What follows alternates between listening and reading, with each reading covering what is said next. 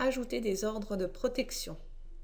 Sur NanoTrader Full, il est toujours possible d'ajouter des ordres d'encadrement, même si vous n'avez pas placé d'ordre contingent OCO lors de l'ouverture de votre position, ou si vous avez supprimé un ou plusieurs ordres.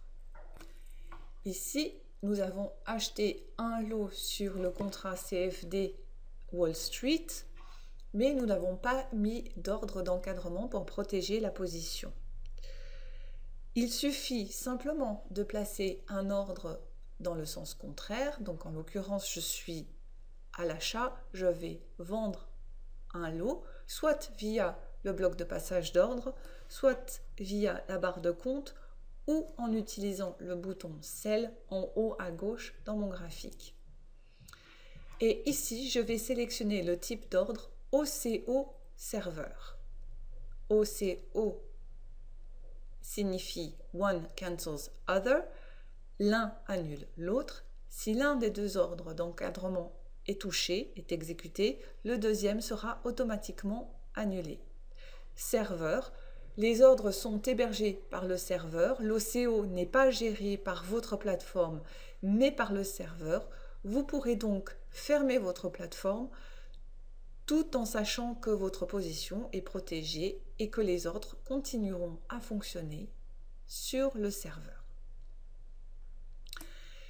Le prix de votre ordre limite et de votre ordre stop peuvent être modifiés directement sur le ticket d'ordre en utilisant les flèches ou en tapant simplement le prix de l'ordre. Vous pouvez également saisir le triangle au bout de la ligne de l'ordre ici dans le graphique avec votre souris gauche et le tirer vers l'emplacement, le prix souhaité. Comme vous le voyez dans le ticket d'ordre en bas à droite, le ratio risque-rendement évolue en fonction du prix de mon ordre limite.